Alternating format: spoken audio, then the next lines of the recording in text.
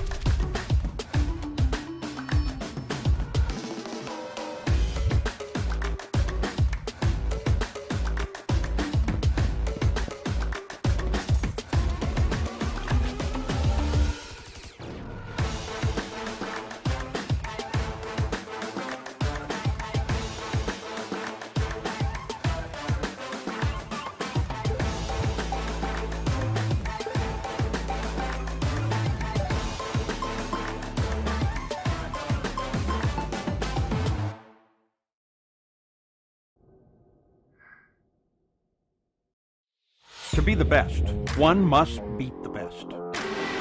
Ovals, road courses, the streets of iconic cities, race after race, the top sim racing IndyCar stars will battle it out.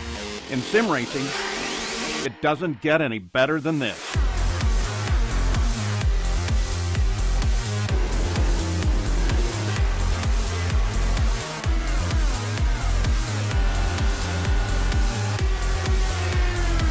This is their battleground, for the checkered flag, for the glory, for the right to say they are the best.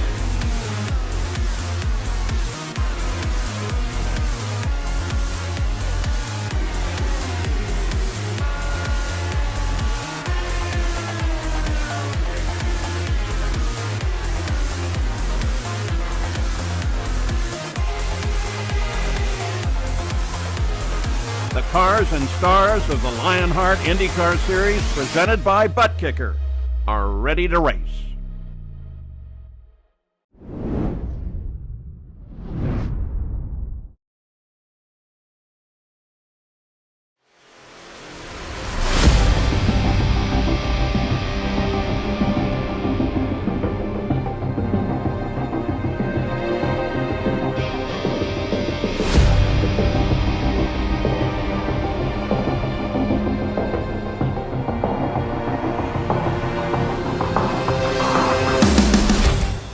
In the heart of the St. Louis skyline sits the gateway to the west, and in its shadow lies the unique egg-shaped oval that highlights the adaptability required in the Lionheart IndyCar Series. From road courses to super speedways and now to the short ovals, this is the worldwide technology raceway. This is the HyperX 200 at Gateway. Hello and welcome back to RaceSpotTV for coverage of the 2022 Lionheart IndyCar Series. The Lionheart Racing Series is powered by HyperX, makers of premier gaming gear like the legendary ultra-comfortable Cloud line of gaming headsets. Whatever you play, however you play, HyperX knows we're all gamers. For more information on HyperX products, visit hyperx.com. My name is Arjuna Kankipati, delighted as always to be joined by the one and only Justin Prince, and let's dive straight into our Butt kicker pre-race show for the third race in the month of August, with still one more left to go after this. JP, it's a busy time for the drivers as they work towards the closing stages of the championship, and we know how tricky Gateway can be. Drivers have been talking all the way in the build up to this one about how loose the car will be as they ramp off of turn number 4. Very hot track conditions for tonight, and a very difficult track at that to be able to tame tonight. This stretch has been very, very treacherous for some competitors. We've seen that with some of the big ones at Michigan last time out, your next level racing schedule. But now it's the matter, though, of if you want to win the championship, you need to do well in the stretch, right? And some drivers have done so, others not so much. Tonight could be a pivotal moment of the season here at Gateway. To correct myself, I meant turn 2, not turn 4 when it comes to drivers having issues coming off the corners. Of course, each end of the raceway very, very different at this Worldwide Technology Raceway. Over to the Land of the Rising Sun next at the end of August, before we take a couple of weeks off before returning to Motegi and its Grand Prix layout. But as we wind our way into the final third of the championship, it has been a dominant year for Philip Kraus. There are not enough superlatives to describe what a phenomenal season it has been for the Wisconsin native. Alexander Van der Sant, the rookie, sits best of the rest, while climbing quietly, Robert Milechka has jumped his way up into third in the championship. Your defending champion Blocker sits down in 7th as he looks to fight his way forward as we work our way to the end of 2022. No big shock to continue to see Phil Kraus pull away, but JP, it's starting to get mixed up for second on back. Yeah, Van der Sant's trying to find a way to be able to defend Robert Milechka, who's been doing really well as of late. Keep in mind, Connor Harrington's also been fairly consistent throughout this campaign. So the overall driver standings could see plenty of shakeups tonight. Matt Taylor just 1 point back of Harrington, though, with his spike in performance the past couple weeks. Take a look then at the HyperX team standings, and when you see the private label Team Hype running so well in the drivers championship, no surprise that they dominate in the HyperX team standings. Powerslide Adrenaline sit in second, while Powerslide Ignition have closed the gap to Synergy Motorsport Silver. Still a little bit of a way to go, but with Madworks Motorsports very much in tow. Ascari Autosport started as a 3-man group. They're down to a duo after Barrett Rolfe signed off for 2022, but Mitchell Riggs has been running quite well, and that's why when we take a look at your Butt Kicker Rookie Championship, the Ascari Autosport machine runs up in 6th as he closes to the back of Andrew Marquez. But again, with such a strong rookie class that came into this year with plenty of experience out of the series in this car, it's no shock to see those top 3 in the top of the rookie standings. They're very consistent when it comes to their marks. Kraus 14 top 5s and 10s and 14 starts. Van der Sant, about half the season, has been inside the top 5 so far. Robert Milechka also in that same category, just about, if not in the top 10. So most of these drivers have been very consistent. That's been their calling cards throughout the campaign for some of your top rookies. Your top 4 rookies, in fact, have all been inside the top 10 at least half of the races this season. Consistency wins championships. It's as simple as that for Phil Kraus. It's been being on the podium in basically every single race that we've had in 2022. Let's talk to you about the Gomez Sim Industry Series details as we work our way through Season 10 of the Lionheart IndyCar Series in Year 9 of the Lionheart Racing Series. We're racing in the latest American open wheel machine, the Dallara IRA team, with a custom fixed setup built by RaceSpot's own Andrew Kinsella. On ovals, drivers have the opportunity to avail themselves of front and rear anti-roll bars to stiffen and loosen up the car at either end. But the weight jacker will be a helpful tool to also work your way through the course of the race, with traffic going to be very, very important. Cash and prizes jumped from just over $7,000 in 2021 to over $10,000 in 2022. Of course, our season champion walks away with Gomez Sim Industries Formula Pro Elite Rim, as well as a Next Level Racing GT Track cockpit courtesy of the partners of the Lionheart Racing Series. Just one more Triple Crown race to go as we look to dethrone Adam Blocker, Phil Kraus on a coronation drive, you'd have to say, to the end of the season. But the private label Team Hype looking on course to defend their championship. As we talk, though, about the Moser Racing event details, it's a busy run for Justin Prince and myself, week in, week out, 4 races in this month of August, but we really get to test the adaptability, the determination of the drivers. And very similar to what we saw last time, JP, pole position has only converted to HyperX Victory Lane once. However, drivers have been able to work their way forward. It requires luck, it requires caution timing, it requires you to lead laps. This is not an easy track to be able to find your way up to the front. Keep in mind, though, Arjuna, unless you find that strategy, because this is a track where air wash can be very prevalent, especially in the heart of the pack. And it can take the timing of, are you going to be able to time at the right timing for a caution? Are you going to be able to keep clean? Are you going to be able to guess right to be able to come away with the victory? Last year, that came into play a little bit. Expect that to come into play big time here tonight. It is a racetrack that has seen close finishes in the real world and the virtual world. We had 3 races in a row where basically a tenth of a second split first from second spot. Last year, 1.1. However, don't be shocked if we get the cameras out. Only 1 caution last year, but we averaged anywhere from 4 to 7 in prior years. First 3 runnings of this race were 150 miles. The last 4 have been 200 miles. We look from up above and we look at the unique nature of this facility in Madison, Illinois. 1.25 miles, 11 degrees of banking through turns 1 and 2, 9 degrees of banking through turns 3 and 4. And turn 2 in particular tonight, hit upon just moments ago, expected to be a treacherous part of the racetrack, whether it's trying to keep the car off the wall at the edge of the safer barrier, whether it's trying to prevent yourself from bringing up puffs of smoke. 2 drivers, for example, just had a crash in that same section, one of them being Philip Kraus. It's expected to be very treacherous out of turn 2 today, whether it's drivers slamming it outside wall and going to the inside into the grass, or looping it around in front of the pack coming out of that corner. So expect plenty of fireworks coming to the back straightaway. There are plenty of drivers with nothing to lose, but drivers like Van der Sant looking to consolidate position. Qualifying runs are being attempted even with the traffic that we've got here at the dying throes of practice. At one point we had 3 drivers, or 3 pairings split by less than 1,000th of a second. The top 2 were split by 1,000th of a second. Right now the top 3 split by 6,000ths of a second, with Van der Sant and Malechka punching in the exact same lap times. When you come to small facilities, the margins become smaller, but you get the sense with 5 cars split by half a tenth of a second that the best have shown up ready to tango. And this is going to be a very, very important race to be able to manage the throttle, I think, tonight, because for these drivers coming into the race, hot track conditions, it's been as hot as 113, 119 in fact degrees Fahrenheit. It is starting to dip with the clouds you see out of turn 4, which may be a bit of a saving grace for some, but grip management may come into play for some of these drivers to start off tonight's event as it transitions into the evening.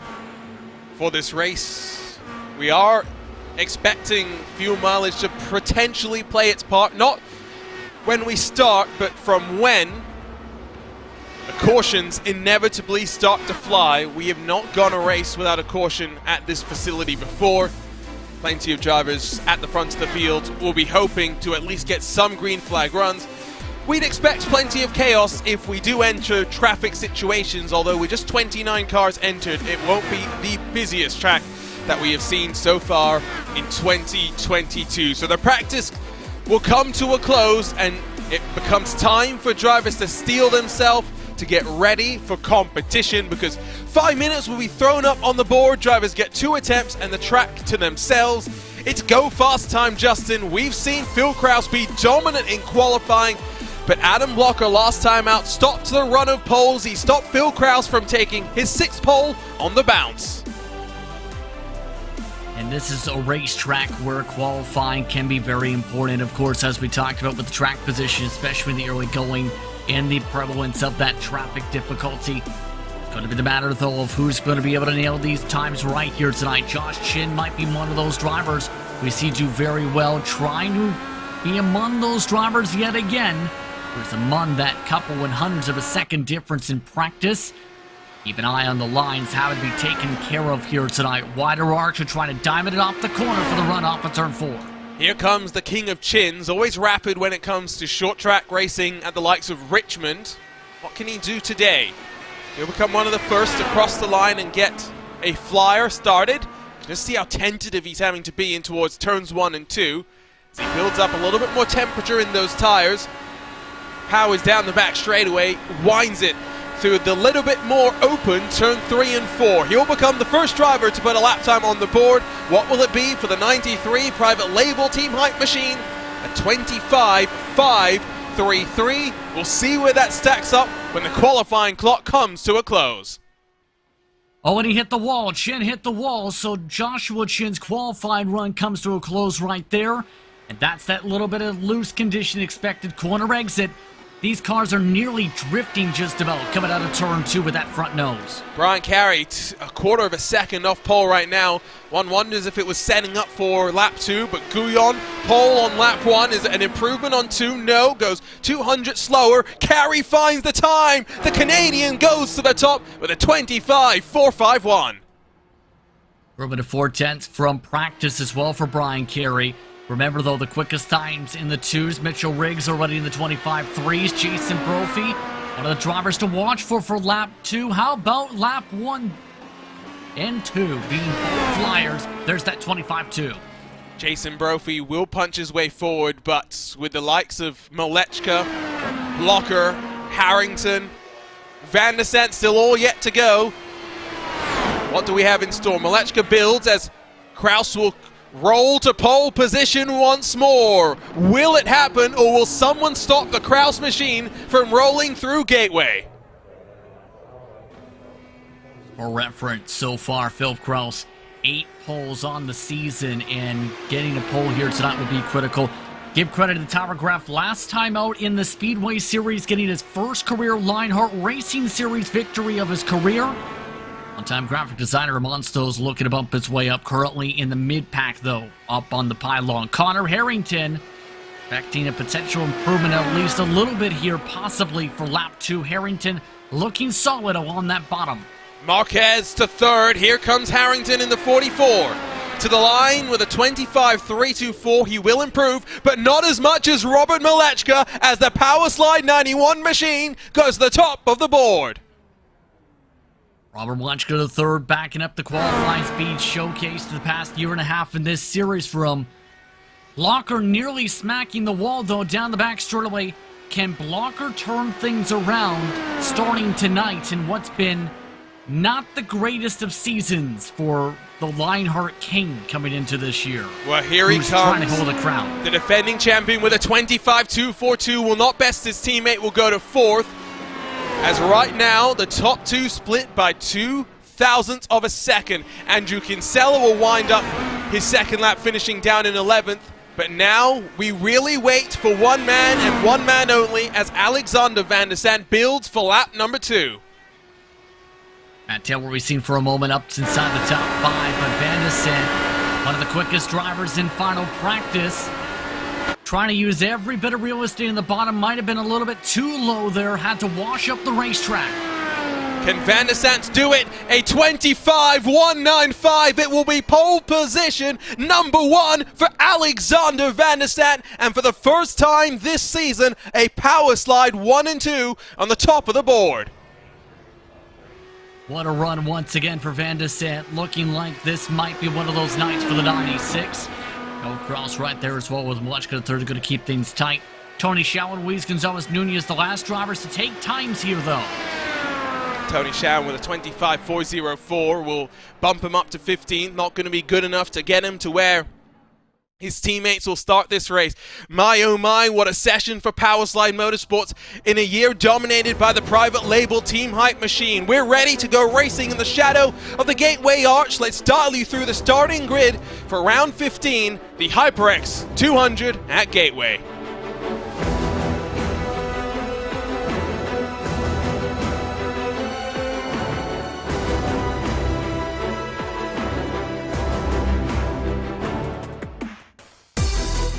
In his 15th career start, Alexander Van der Sant becomes the fastest man in Lionheart. Alongside will be his teammate Robert Malechka with a 0.25 of a second splitting the two of them. Philip Kraus and Jason Brophy will line up alongside one another, the teammates, on row number 2. The defending champion lines up inside of Matt Taylor with a great qualifying performance from the Madworks Motorsports number 8. Pinheiro up there in 7th with Marquez alongside. Harrington and Rigney will bookend the top 10 with Matthias Kraus continuing the great vein of form that he's found in the mid-season. Mitchell Riggs alongside him with 13th seeing Chris Lanini, Bradley Sexton to his right-hand side. Tony Showen and Andrew Kinsella, the teammates, will share row 8 with Kite Bommersback and Brian Carey lining up 17th and 18th. Larkamp and Beard make up the rest of the top 20. With 310 splitting the top 20, Guyon finds himself in 21st, with Tyler Graff in some new colours alongside. Joshua Chin has got plenty of work to do. Kenny Carver's way forward from 23rd. He'll have Joe Branch for company, with Frazier, Houston and Nunez, the final cars with lap times on the board.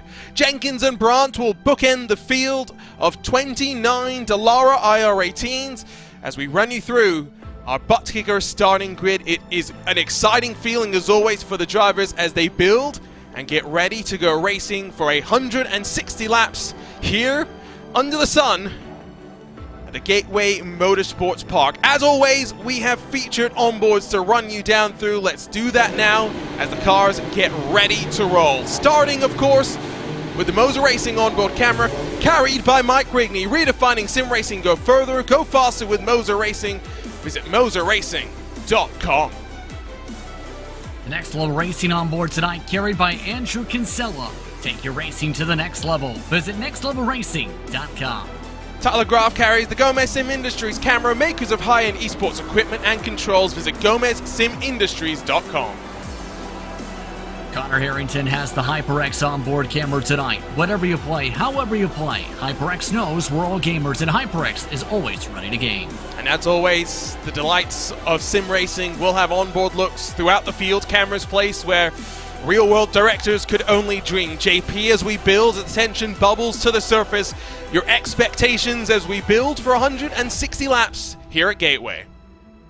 Expecting a strategy blunder when it comes to the potential of the caution flags here tonight. If you want to win this race, you need to be able to guess right and time up right on these strategies. The question is, which strategy will be the one that gets you to the front at the right time, Arjuna? Mid-entry expected to be dangerous. Will you put yourself in the danger zone by trying an undercut? Competition, commitment, excitement.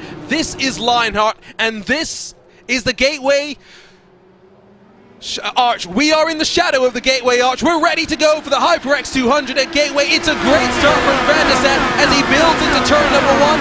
Malachka able to comfortably slot in line as Brophy powers around the outside of turn 1. A good start at the front as we begin to single file out. Here comes Blocker on the charge. All right, bit of hard defense. Van der Sat not wanting to give up the bottom, going to the corner. That really checked up Blocker though from fifth on back.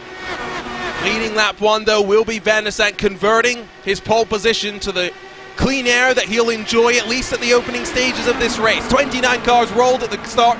Of course, traffic will be a factor. The question will be when. Cautions, not an if, but a when. At least from expectations up and down through the paddock, you can see just how much they are jockeying outside of the top 20. Inside of the top 10, Pinheiro feeling the pressure. Harrington working forward. Pinheiro trying to make the outside line work all the way to the wall, in fact, a little bit here. Just looking like some of these drivers try to walk on eggshells, make sure they don't lose that front nose and spin this car around through the corners, since that's how sharp this thing has been bobbling around for some of the drivers in practice tonight. The main importance, though, get to the bottom if you want to make a move in 3 and 4. That's been the line that usually has worked in the past. Blocker still working now on Brophy, who's lost touch of his teammate up front, at least relative to the gaps in front. Sometimes when you come to Gateway, you do see the leader able to break away, not at least for the time being. Van der Sat only half a second clear of his teammate as Blocker goes on the offense again into turn 3. He'll lunge to the inside once more, trying to slide up the groove, but Brophy powers around the outside, maintains 4th for the time being. You mentioned how loose these drivers are out of turn 2. It is expected to be a little bit bobbly out of turn 4 as well, but the main thing I've noticed is Blocker, when he's been trying to make these passes, is quicker than Brophy, but is almost getting pushed tight, getting on apex off. That's why he's having such a big difficulty here. Watch, you see right there. Has to lift off the gas a little bit to make sure he keeps it off of Brophy. This time he's in a little bit better position. Was a little bit more committed to the throttle there, still cannot make it stick, but has an overlap on the entry into turn one, will wash up the track. Brophy gives him room, some respectful racing between the two of them, but near disaster, and near disaster in the back. Kinsella goes scrambling, Lanini as well, Schauwen in the wall, surely the caution will fly. Just to the edge of the racetrack, and somehow no caution. We found a spot of the track that isn't a caution trigger, apparently, down the backstretch. Incredible. I do not know how the caution did not fly. By every right, it should have. Kinsella still struggling, potentially with some damage, tucked down low and just unable to power off the corner. How dangerous a situation that looks. However, only two cars emerge with significant damage. Schauwen straight back to pit lane. Guyon limping his car around the track. Hearing some of that also spelled around Andrew Kinsella, possibly, who set a builder for this, may have gotten a big bobble in that circumstance. Take a look at what happened, because that was a major stack up. Still, the rest of the drivers able to keep it green. Still remarkable how that wasn't a caution. I think that is what most of us are thinking about. Let's dive into the RaceSpotTV replay as Guyon does roll. So we'll see the spin in front of Kinsella. In front of Schauwen, excuse me, and Guyon and Schauwen just get pinched together by one another. Unfortunate situation for the two of them, but JP, talk us through what happens to the 41. We talked about the oversteer, and we've seen this plenty of times in the practice. Just as they come across the edge of the seams, just bobbles it around. That checks up the pack, and that's where that contact with Tony Schauwen and Alex Guyon comes in. They were trying to avoid that. We'll take one more look at it, and we'll jump on board with Guyon, because you'll just see that Schauwen, in trying to avoid the incident, just washes up the track, racing incident, and then they find this pocket where somehow we do not bring out the caution. Yeah, the back straightaway exit. I don't think I've ever seen cars usually stop there. Maybe that's why there wasn't the trigger. Never. It scared me a little bit as well when I saw them there, because I had no expectation for what was going to happen. We check back in with the group up front as Brophy continues to struggle. Van der Zandt able to bring the gap over a second to his teammate Malechka.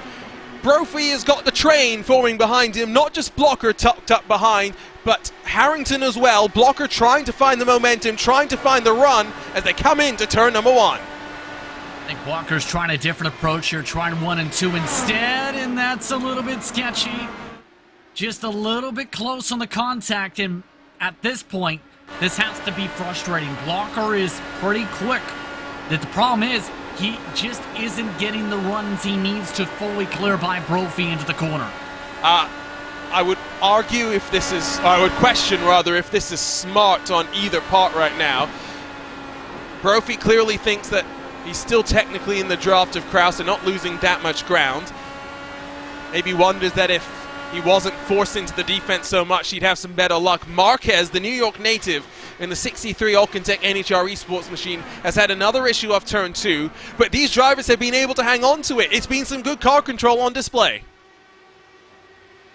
Question is, for how long? The track conditions are still fairly hot, mind you. Then I think we found a little bit of a pattern too, because first seam, you get your left side tires underneath that first seam at the wrong spot of the exit, that car's automatically going in the bobble. Exact same thing in the exact same spot as Kinsella. Hasn't lost too much ground. Gets his tires back underneath him. We check back in at the front of the field and we note that in the top 5, no changes on the start. Harrington has proven that he's got the best handle on the car in the in-car adjustments by working his way up to 3rd, where we find the front 6 positions locked out by just 2 teams. It's Power Slide versus Private Label Team Hype, as we tick over to what will be lap 16 of 160, with the fuel window being between 41 to potentially 44 laps, and danger expected on pit entry. JP, we know that some of these drivers will be keeping in mind the reality that is fuel saving. Now, the fuel saving in the midst of the draft expect to be pretty critical in terms of stretching out, because you could potentially lose a lap, if not 2, if you pit under green flag conditions. And this entry, too, as we've seen over time, Arjuna, with how you have to enter it, there's been a few times the cautions come out from someone overshooting that entry, spinning it up onto the bank and into turns 3 and 4. So you have to be very careful and very precise on those movements, and hence why some drivers are very timid on having a pit stop under green here. Bombers back in Graf. Battle, but Graf unable to convert. A move attempted into turn 1. As these drivers now fall a second off the back of 15 spot Brian Beard in the number 5 bright yellow machine. We look rearwards from the 37. Tyler Graf coming off the delight of the victory, and what a dramatic victory it was as well. Chicagoland, a very different type of a race to what we've got in store today, and that is what the challenge that we well and truly have come to love about American open wheel racing. Blocker with a better charge again through turn 3 and 4, but still the outside line reigns supreme. Brophy frustrates continually. It's Blocker that surges up high.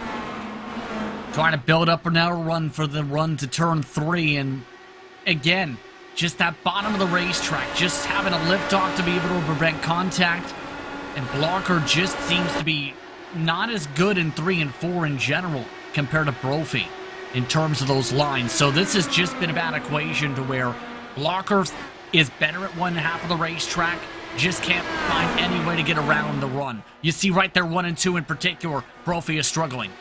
Blocker has been historically good here, the lap time leader in this series with 235 coming into tonight. Again, we'll try and throw the slide, but Brophy pinches him this time back. Again, Blocker with a good run of 4, unable to convert. And these are the moments that you question your approach and you wonder if you're overcommitting your tires, and realize Connor Harrington is coming with a head of steam built up. If Harrington's able to close up is the major question. He's been able to maintain within this distance for the past about 5-10 laps. Just hasn't been able to fully close it up, though. If they start to get major checkups, though, how does Harrington play it? We'll have to wait and see. So far, Harrington just seems to be content just riding and saving. Another driver we mentioned, of course, with Tyler Graf's success on Monday night, but Jacob Oster on the podium in the Lionheart Speedway Series will be stepping up to the IndyCar Series next time out at Motegi for a trial couple of runs in 2022, hopefully building, of course, to a full-time campaign in 2023. Will be fascinating to see what the factory back driver will do. We'll be technically replacing a driver at factory backs with Alexis Newsom, our 2021 Speedway Series champion, stepping back from the series for the rest of the year. We wish Alexis well and look forward to hopefully having her back for 2023. So as Sexton and Marquez battle for 12th, Kraus has been slightly able to break away from Jason Brophy. Now 9/10 the separation between 3rd and 4th spots.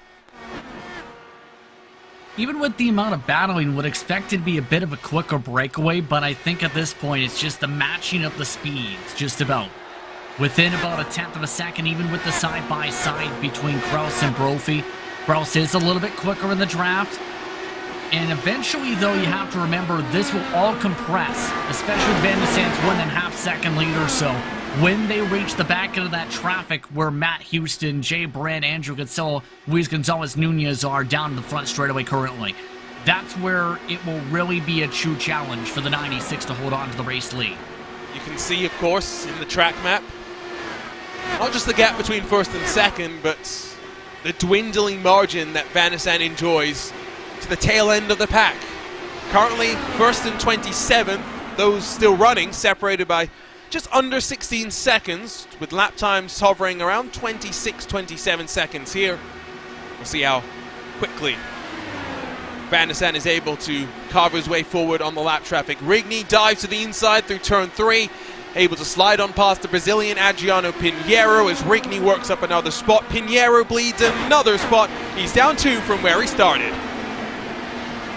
Not too much of a drop-off, we'll say. The biggest loser of the field so far, outside of Chris Linney, the biggest bobble, has really been Andrew Marquez, who has been a -5 so far.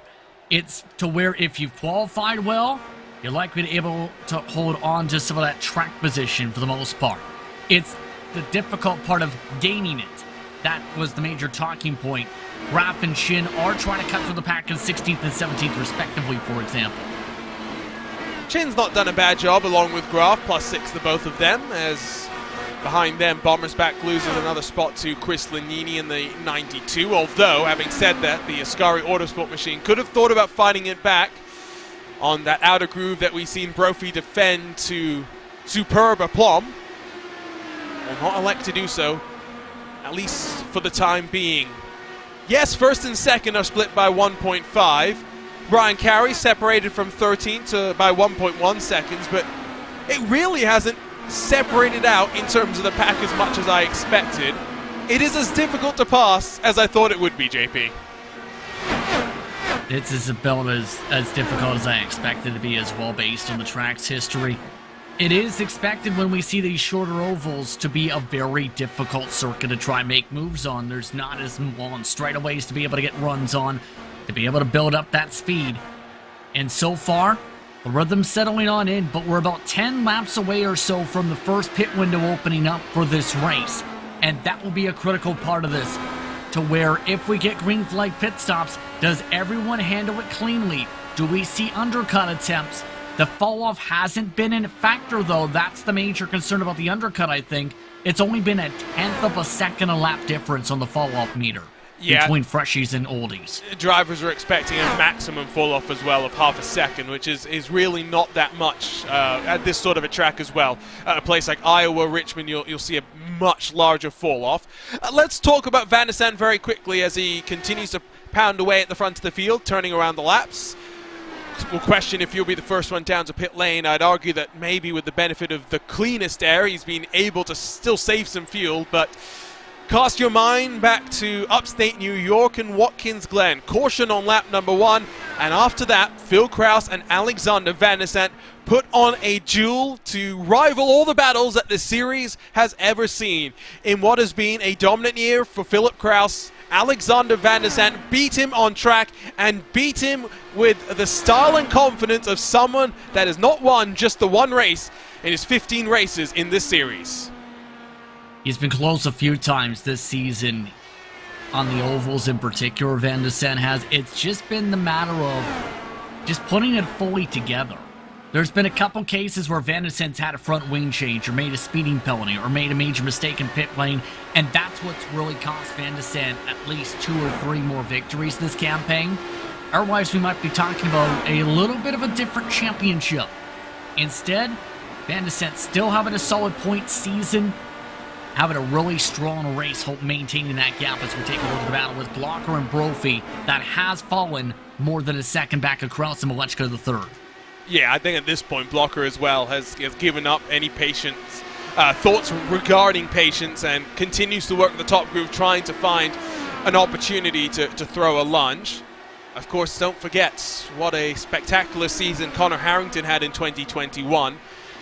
Just like Van der Sande was matched up in a year where Kraus was unbeatable, Harrington found himself matched up with Blocker, who was in 2021 the unbeatable force. Lap 36 of 160.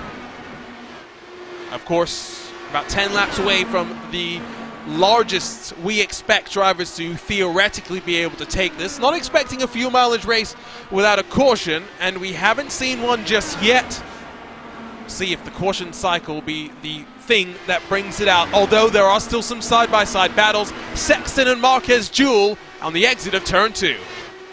And you see the side-by-side how it's faring out here. This is what Blocker's been trying to set up, to where he's about that length, if not right about the halfway point of the car to his outside to make the pass. That's why it's been so difficult for Blocker to get it done in Brophy. He isn't reaching as further up as he needs to. Same thing you can say right here. If you're able to force a mistake from the driver up top, you're able to make the move. If you're able to pinch down like that, like Matthias Kraus, you're able to hold on and defend, and you lose your momentum just like that. And that's what we've seen so far. Majority of these battles, such as Brophy and Blockers. It's a stark contrast when you compare today's race to what we saw at Michigan, where passing was easy because it was a pack race. Today, you very much have to toil away at it. You work, you find the rhythm, you find the opportunity. Good things are not handed to you in a series as competitive as this Lionheart IndyCar series. Taking over to lap 39. 1 lap closer, of course, to a pit stop window. Never seen a repeat winner, of course, at this track. Two drivers have been able to take consecutive pole positions, with Dan Guerin and Adam Blocker going 4 years in a row, locking out the pole between the two of them. And while we haven't seen a pass for the lead so far today, Season 6, we saw 40 swap arounds for the lead in what was a difficult race for all. Yeah, some of these races have been difficult throughout the campaign, to say at the very least. Michigan, I think you can say, Arjuna, apologies if I'm jumping the couple of columns there on the point trying to be made there, was difficult for many to be able to try and keep clean in the first place. That too, Remember, yes. with it being a tight confine. So, this is also the tough race, though, for some of our drivers like Joshua Chin, who didn't qualify too well. For some of the others like Tyler Graff, who's been surprisingly doing well in qualifying in Speedway, but not so much in IndyCar. It's been a grind, and that's the tough thing. It's been like trying to pressurize a mistake, and the problem is the mistakes haven't been coming. In fact, if anything, everyone's been able to, despite the loose car on the short run, really been able to hold on and as things have tightened up long run. And we were told estimated fuel window between 41 and 43 laps. The fact that Van der Zandt has completed 43 indicates to me drivers are aware of just how important it is going to be the last to pit in this opening salvo of the race. It will flip around at the end when you want to be the first to pit last. But here comes Van der Zandt rolling to pit road. You can see him using the access lane on the entry, on turn number 3. Nice and tidy. Van der Zandt locks up but rolls to the lane.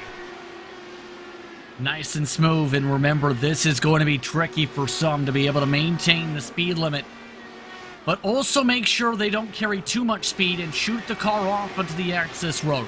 The difference some of the drivers have confidence-wise can be as much as 20 miles an hour down on that access road. You'll lose about a lap and then 10 seconds at this track when you pit, so keep that in mind. Brophy will lead Blocker and Harrington onto pit entry. Crucial entry for these three. Can Blocker get it done? With lane-to-lane execution here. In front of them, the cars that pitted 1 lap ago roll, having finished their service. Some of the drivers notice just not getting as good of a roll compared to what they can. Robert Malechka, the third at the air end of the pit lane, just rolled into the lane at least 10 miles an hour slower than the 96 did. That may cost Malechka the third some time to some of these drivers who came in a little bit faster. There's the run Blocker needed.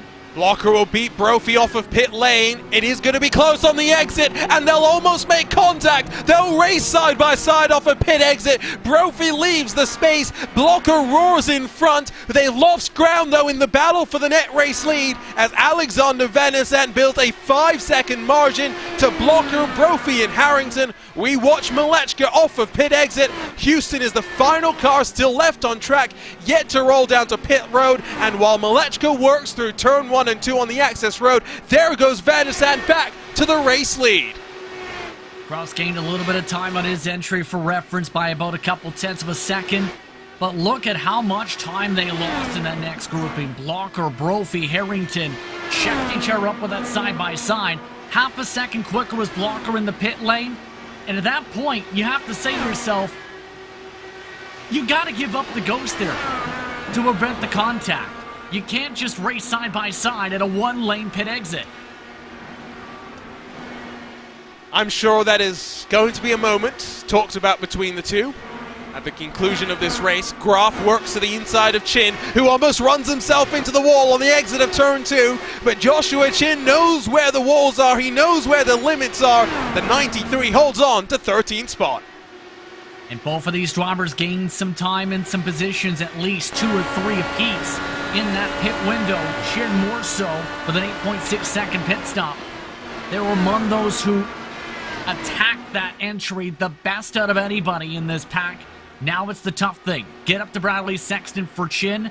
Should be able to claw forward. Was a 1/10 of a second quicker than Graf last time by. Remember, these two have been working together lockstep, but for your leader, here comes the challenge that will be persistent through the rest of this race if we go green from here, which is lap traffic and plenty of it.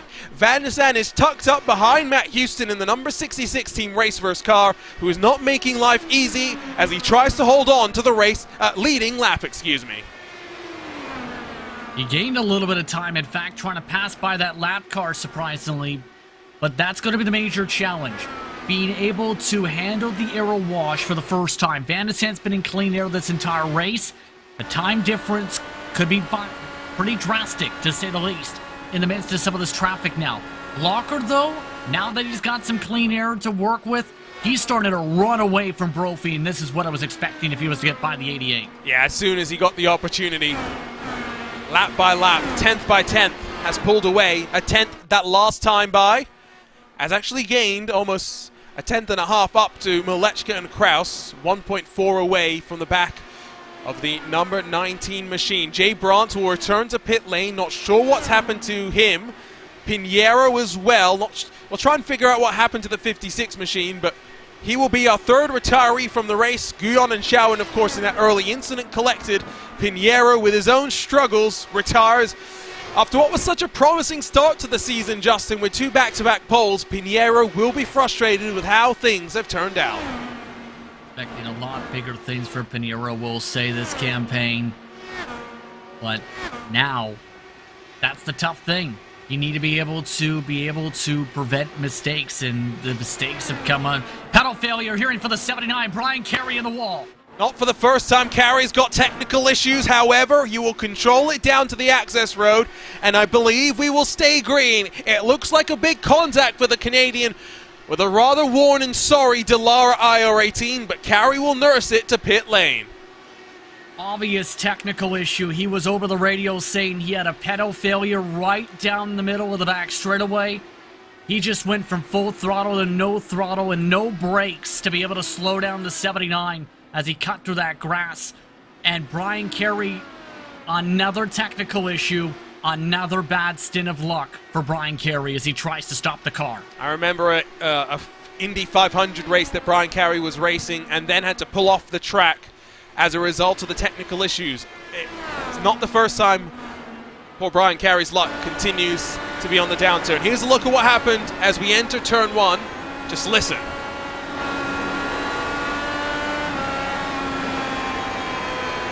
You can hear the throttle roll off, and when the throttle rolls off, more significantly, it means he's got no brakes. He takes to the grass, trying to use the wall to slow him down. It's about as heads up as you can expect to be.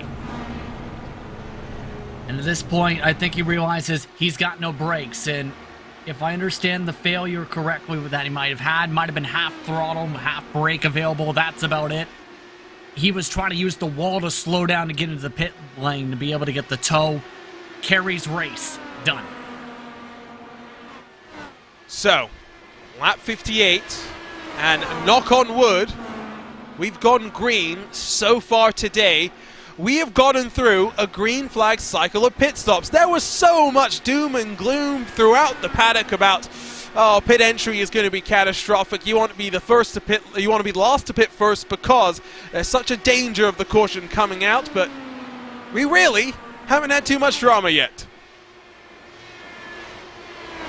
Don't jinx it.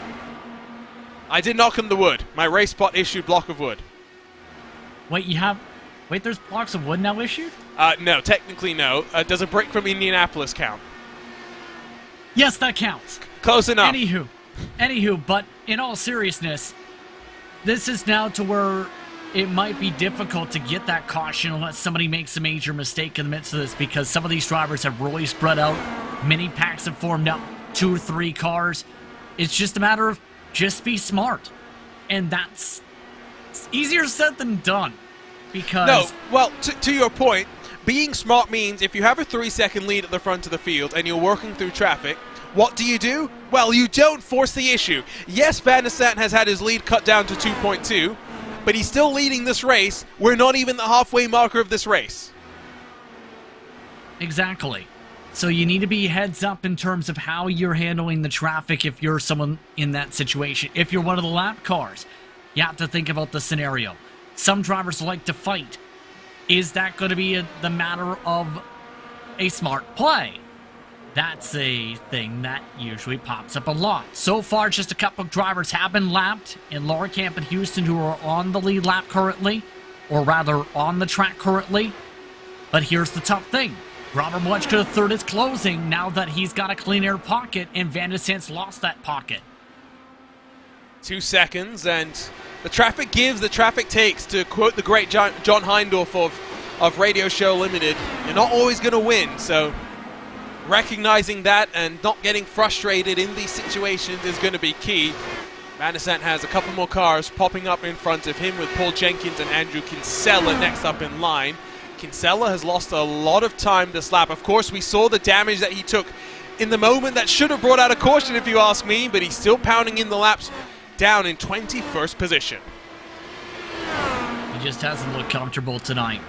Right there, for example, nearly into the wall yet again. Kinsella just struggling to be able to get that car to rotate properly.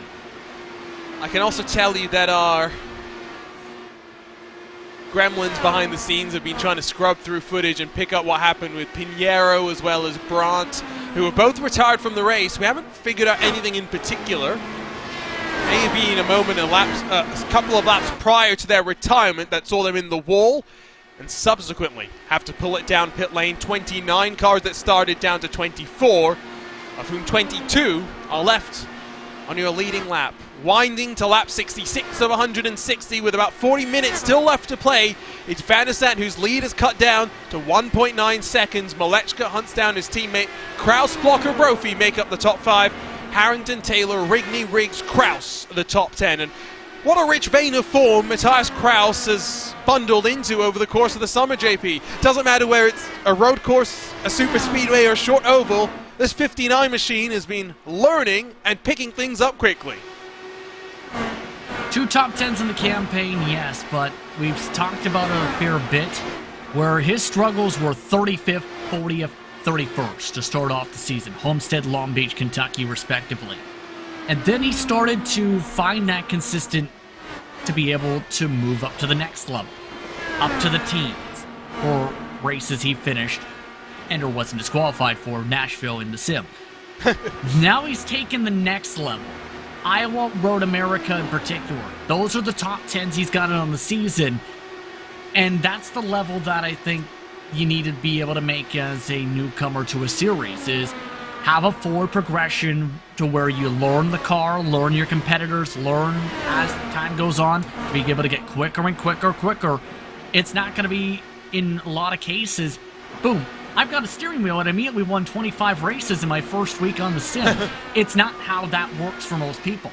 No, definitely not. And while one Kraus is in 10th, the other's up in 3rd. To be caught, though, by Adam Blocker. While Malechka, Kraus, yes, have made progress on your race leader, the man that has made the most progress is the all-time laps leader in the Lionheart IndyCar Series at the Worldwide Technology Raceway, as Adam Blocker is close to within 3.3 seconds of your race leader. We know that Blocker is coming off the high of the victory 7 days ago, but as we wind to the end of the year, the sole focus for the defending champion is going to be race victories and signing off with a bang.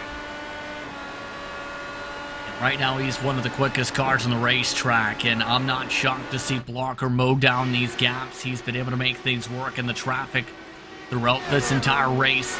We talked about his history at the racetrack. He's done well at the track in the past with the defending race winner last season from the pole.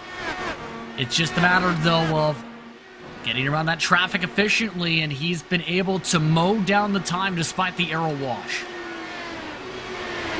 Of course, not far removed from the real-world weekends. The Bommarito Automotive Group 500 that they ran here, I believe, was the official race title.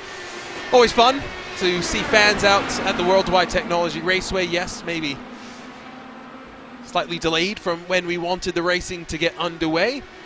It's always scary as well when they're winding up on the formation laps and you hear the big bangs, the fireworks going off on the back straightaway. What a way to celebrate the start of an entertaining race. Short tracks are such a different sort of a rhythm that you find yourself in. If super speedway style racing is pod racing in Star Wars, you'd argue that maybe light speed jumping or light speed skipping is what short oval racing is, because you are always dealing with a new challenge, you're always dealing with dirty air, and when you get traffic, it is the most frustrating thing in the world. Yeah, and that's the tough thing that people don't sometimes realize is it's not as simple as race car, go left, dive to the inside, hard braking, try to outbrake someone else. In IndyCar and the IR18, it takes a lot of finesse, it takes a lot of guessing on what line your opponent's going to take, it takes a lot of precision, and it takes a lot of luck in some cases of the timing of where you're reaching some of the traffic. For example, Kraus now has some clean air, now been able to break away from the traffic. Locker, he's stuck behind traffic. You compare that as well to Van de Sant. Van de Sant's got clean air, he's lapped by Kinsella. Now he has a chance to gain on time. Malechka third, he fed traffic. That's the swinging back and forth too in terms of that luck. You have to be able to handle with the ebbs and flows. You never know when the traffic's going to give it. You never know if the traffic's going to take it. You never know if the traffic's going to decide to take it 3 wide in front of you in the battle for 21st position. Yeah, we've never seen that before. Never seen that before. And you can see from the track map as well just how spread out the field has got around the 1.25 miles at this Worldwide Technology Raceway. What a wonderful facility it is as well. Not just in the real world. They are proud partners of other IndyCar series here in iRacing. Great virtual partners to us on iRacing overall. But from 2008, in the midst of the financial crisis and the facility being closed, on the brink of demolition, to being one of the few tracks that can say they host both the NASCAR Cup Series and the NTT IndyCar Series in the same calendar year, JP. It's been a historic swing for this racetrack, an historic turnaround, this facility becoming one of those where Bobby Krug, for example, we've seen from Skip Barber competition, big part of their offices and hitting the racetrack, picking up his first career pole, in fact, just recently with Skip Barber. Amongst those coming from this facility in this background, especially with the kartplex that's in the infield here. And this racetrack has seen plenty of growth, absolutely, over these past few years, and plenty of excitement, and a prime location, too, because of its vicinity to St. Louis. That's where Romain Grosjean got his start with oval racing, fell in love with it, and, well, became a full-time competitor in the NTT IndyCar Series here in 2022. Of course, Will Power earning his 67th pole position, tying him with Mario Andretti for the all-time qualifying record. Love this track, always enjoy the various challenges that we face across of America. While Josh Chin works on the back of Bradley Sexton, JP are about 10 laps away from another pit stop cycle as we've worked past the halfway point of the race. It's gone by quickly, to say the very least. Expecting 2 more pit stops, including this one coming up. Van de Sant has seen that lead shrink from 3 seconds down to 1.3 with a lot of the traffic. Now here comes the tough play. It's a battle for position up the road. This is where you really need to be smart, and this could really cost some time. Luis Gonzalez Nunez, though, electing to pit instead. It was Bomber's back who was dueling with the Team Sim Race 24/7 car. The 14 will dive down. The gap between first and second. At one point, as we worked out of the first cycle of pit stops, over 3 full seconds, Robert Malechka has been on the hunt, has been on the charge, has brought the gap down to just under 1 second. It's taken a lot of work to get there last time by, gaining 0.3 of a second in the 25.8 still. The traffic's been very cordial when it comes to the 91 situation. Now, though, with the aero wash starting to become a bit of a factor possibly with that aero wake, how much will that slow down in terms of that pace? How will Van de Sant trying to attack this pit lane too? Remember, Van de Sant had an 8.3 second pit stop, one of the quickest in the field last time out. Works past the Ascari Autosports car with no major drama. Van de Sant pitted first, remember, because he's been leading the entirety of the race. apart from the pit stop cycles. We'll see if Malechka has been burning through a bit more fuel this run, trying to close the gap. They were offset by 2 laps in the previous cycle of pit stops. They have dropped Philip Kraus. Blocker hasn't been able to work forward as well as it runs right now. It is a 2-car fight for the lead. Blocker working on Kraus for 3rd. Brophy, well, unfortunately for him, at one point, Blocker was right with the 88 car. Now, Brophy finds himself almost 3.5 seconds behind the battle for the podium spots. Just doesn't seem to have the grip on the exit of turn 2 compared to some of the others, and that's what's costing Brophy right there again. Losing more time, coming off the corner. That's been his bugaboo this entire run. Bomber's back, rolls to pit entry. Nice and tidy, great shot through the access road, and then the late commitment with the cones offset all the way down the lane. It's what JP was talking about earlier, with Van der Sant just being so much more committed on the entry to pit lane. But it's not just there that Van der Sant has found time. When Van der Sant took victory at Watkins Glen, every time that Kraus and Van der Sant came into the pit stops lockstep, Van der Sant found time, dropping from the jacks and rolling from the box. He is a master of releasing the clutch. Van der Sant very good at all aspects of pit lane. Taylor, the 8-car rolls from inside the top 10 as pit stops become a reality. That entry and exit can cost you as much as 3 seconds if you aren't strong enough on that entry, as confident enough as you need to be on that entry. Van der Sant, I'm keeping my eye on how he handles this run. We are on lap 44 of the stint. Might see the peak out maybe this time by based on the last run. Looking like he's thinking about it. Watch the speed.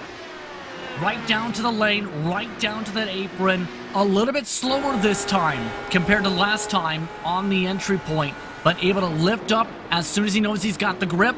Gets it down to 45 right at the cone. Love it. Great onboard ride with Alex. Caution. Oh, and this is crucial. Mitchell Riggs has lost it, and the caution flies as Van der Sant was already down on pit lane. Now, a number of cars will be trapped a lap down potentially, but in the blink of an eye, the race is flipped on its head. What did I say about pit entries and the potential of a caution flag? This just flipped the race. Sorry, JP. Harrington is having to roll through pit lane because he didn't enter. He didn't get to the commitment cones before the timing of the caution. Brophy, Blocker, Van der Sant were able to pit. How crucial a margin is that going to be? Where do they come out in comparison to the race leader? Black flag Connor Harrington hearing over the radio for the 44. Exiting closed pits. Entering closed pits, rather. Same was he was committed, but the tough thing is you're not going to be able to get out there in time without making contact with the wall, but it's also the time of the caution, right?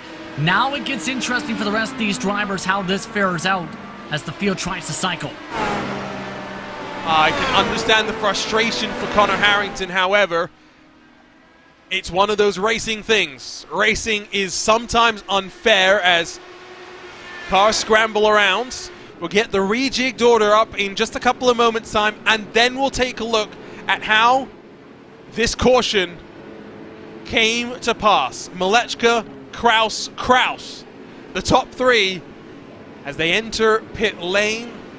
Van der Sant and Blocker will line up at the tail end of the line that is already formed behind the safety car. And as Connor Harrington waits to be released to exit pit lane, Van der Sant and Blocker will regain their spots at the very front of the field. Jason Brophy 1 lap down because he rolled from pit lane just a couple of seconds behind Adam Blocker. And I believe Van der Sant and Blocker are indeed, the race leaders here. So they just got a major lucky break by being able to roll out of that entry and didn't get themselves pinned behind the pace car. Looking like Brophy, though, having to let cars go. There he is. Brophy, I think, is 1 lap down. And we'll take a look at multiple things. Let's start with just what happened. Let's start with the initial incident. And Riggs loses it by himself. What a close call for some cars that were flying through as well. Jump on board with the Ascari Autosports car and go for a ride with the 09 machine. as he tries to commit to pit lane, just too late. You're never going to get it slowed down in time. That angle was even snapping around before it even hit the apron. With how much speed it was carrying, trying to arc it down, that was just a little bit too late of a commitment. And to show you the timings related to the caution, I tell you what, there is no better way than to do this in real time. So watch the replay, and as soon as the crash happens, we will go over to Connor Harrington. So the crash is happening.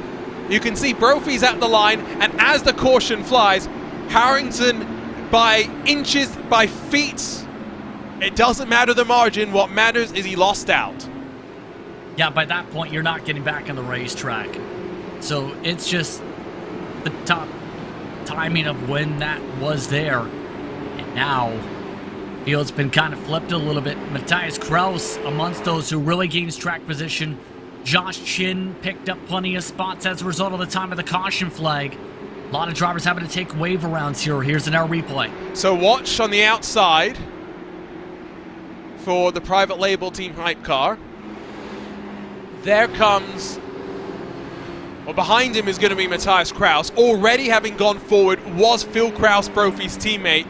That was the margin that saw Brophy find himself on the wrong side of the lap counter. There is Blocker. I'm trying to show you. There you can see the pink machine. It's so difficult to try and figure out what's going on, JP. But needless to say, a very different situation to how we entered this cycle of pit stops. The late green, so they'll go to the back of the field, the wave around drivers going to the back. Still trying to figure stuff out, of course. It takes some time when it's as confusing as a situation as we have right here.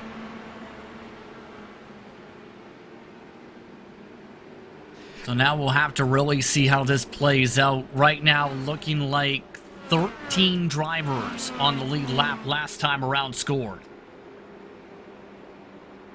13 scored on the lead lap, 23 scored as running, after Mitchell Riggs is also now retired.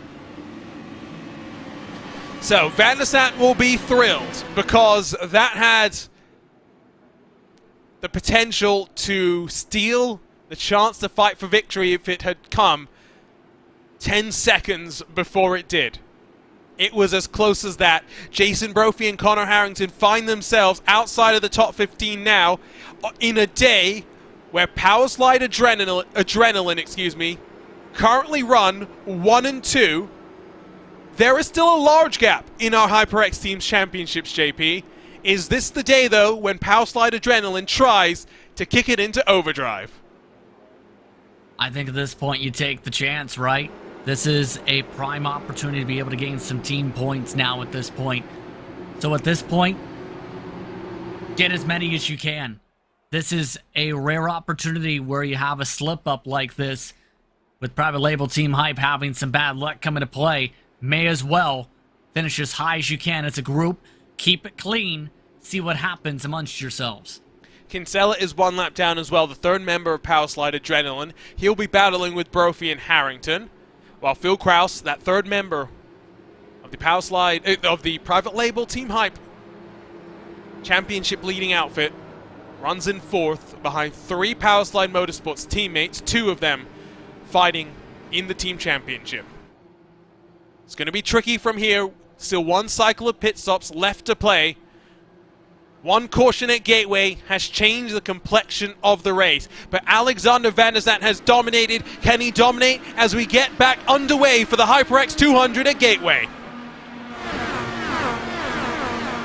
Nice clean launch up at the front. Now, how do things fare out in that battle for third? Kraus bunched right back up at the 91, getting some good exits coming up the turn. Building speed all the while. Separation between 2nd and 3rd. Separation between 4th and 5th. One of the big recipients of luck in this cycle of cautions includes the likes of Matthias Kraus and Joshua Chin, who now find themselves 5th and 7th respectively as we finish lap number 1 and traffic is playing its part. Once those in that traffic, Brophy and Harrington looking to fight for position. They're not backing down despite being teammates here. These are all the cars 1 lap down, fighting 17th on back Murphy and Harrington side by side as they wind off of turn 4. In front of them, their teammate Josh Chin in the 93 looks down low on Sexton. Sexton was able to frustrate Chin all the way through the middle stages of the race. He'll look to do the same as we wind to the final 60 laps of this race. Just can't get his way around quite yet. Just going to take some time for Joshua Chin to set this up. He is a little bit quicker throughout the corners, though. In-car adjustments where Chin will be finding time as Adam Blocker punches in the fastest lap of the race, a 25.556, the top 3 now in lockstep with Kraus behind them as well. Separation between 7th and 8th as Matt Taylor runs 2.4 seconds away from this battle. That sees Chin and Sexton side by side with traffic all the way in between them. That will be the talking point for many of those still left on the lead lap but separated from the front of the group. Chin was just able to get the right diamond down off of turn 2 to set up that pass for turn 3. Now the tough thing though is, how does Blocker play this out? He's had to claw his way up here, had to work his way around for much of this race around Brophy. Now has a good chance to get around Van de Sant, turning their fastest laps of the race in the 25.503s. These were 2 expected to be quick, and they've broken away from Milechka in the 91 machine, now 1 second away, within drafting range, but losing the majority of that benefit as he looks to hold off Kraus, Chin, Sexton. What a day it would be for Matthias Kraus if he can lock in his 3rd top 10 of the season, his 2nd top 5. There is a long way to go, JP, and we know that Gateway still has plenty of surprises left in store. A lot can happen, especially with there still being one more pit stop to get to the end.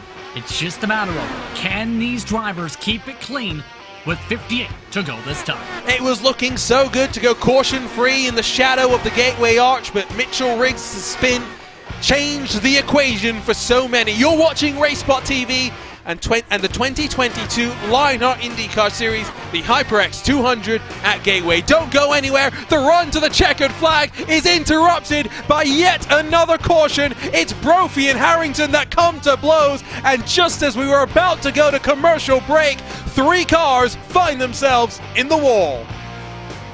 Oh boy, it looks like Brophy's struggles in 1 and 2 have reached a tipping point, because he was ahead of Harrington, no contact between them until Brophy just looped it around, following the car in front, same tire tracks, and collected his teammate and a couple others.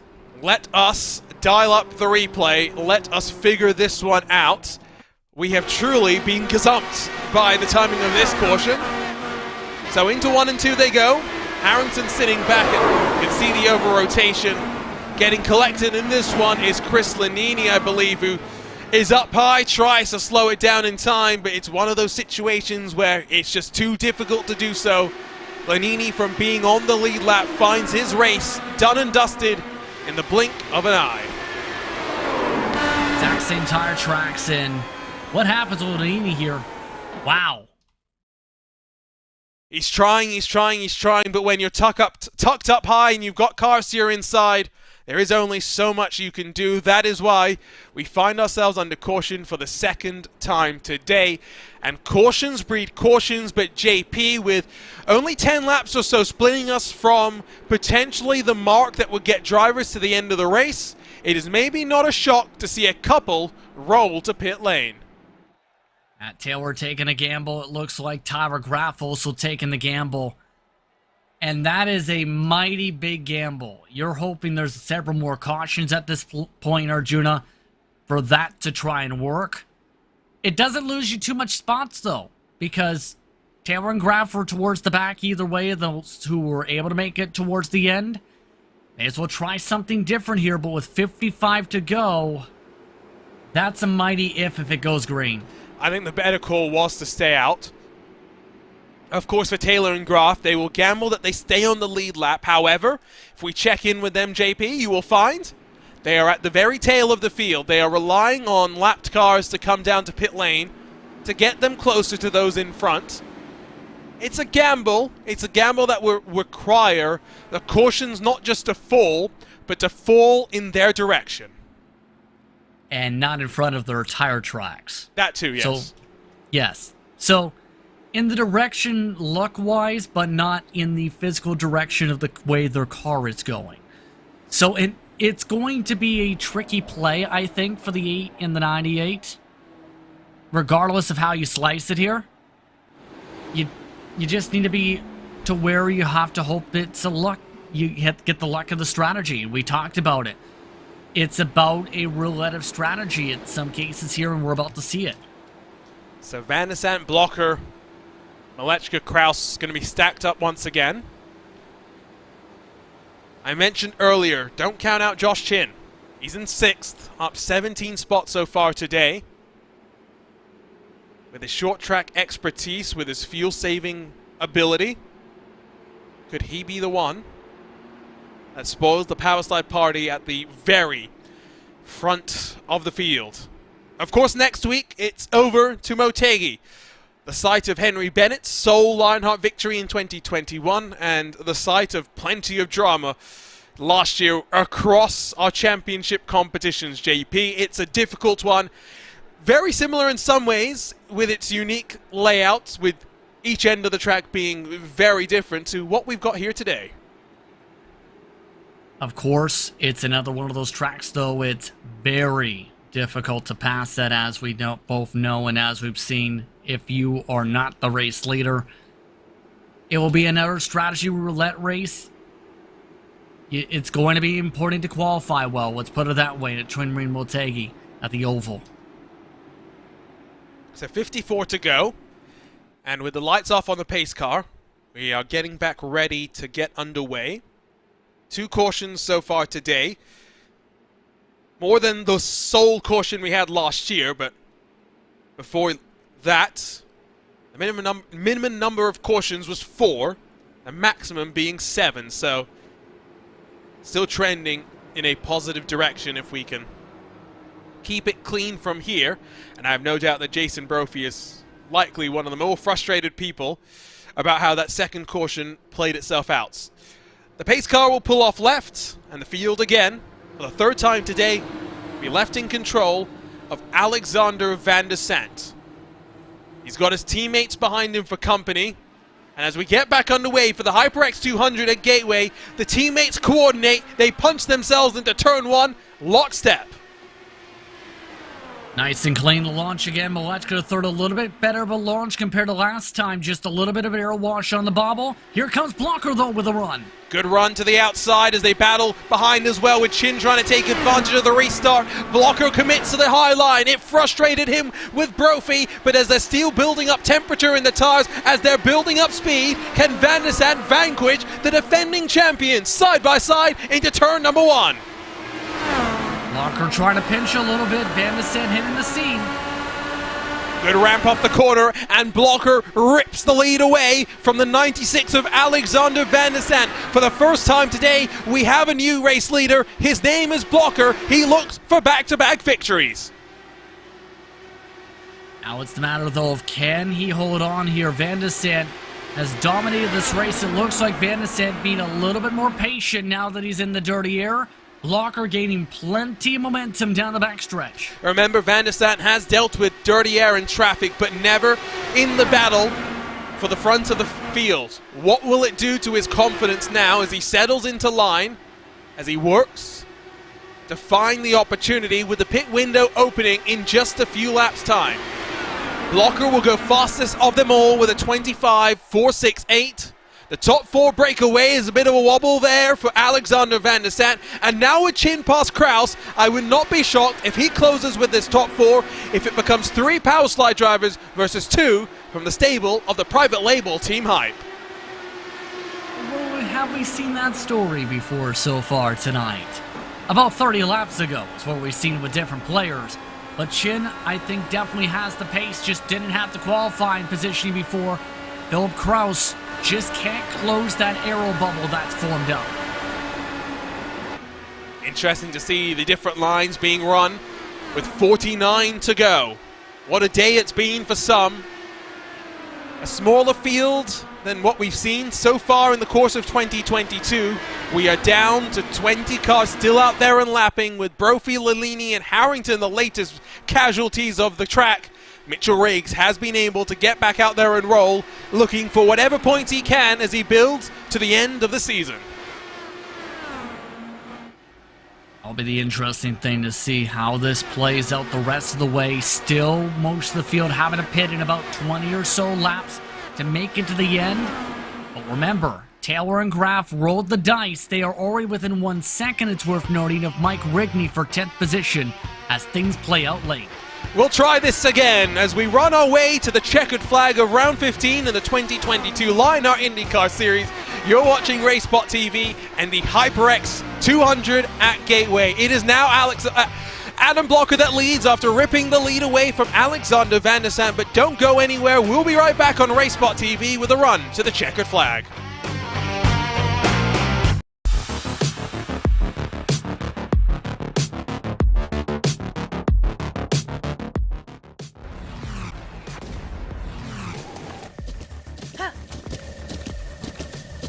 With the Butt Kicker Gamer 2, what you see and what you hear is what you feel. Butt Kicker. The future is feeling.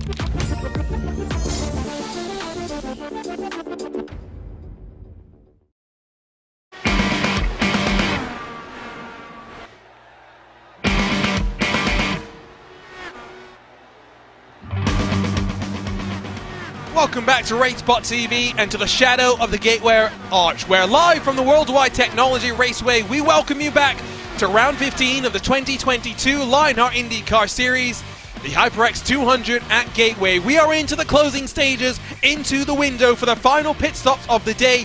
Where alongside myself, Arjuna Kangipati, delighted to be joined by the one and only Justin Prince. And Justin, it's been a fascinating day so far, with two cautions, one really changing the equation of the day for the likes of Jason Brophy and Connor Harrington. But it is a power slide 1, 2, and 3 as Philip Kraus and Joshua Chin work at the front of the field as we enter the closing stages of the race.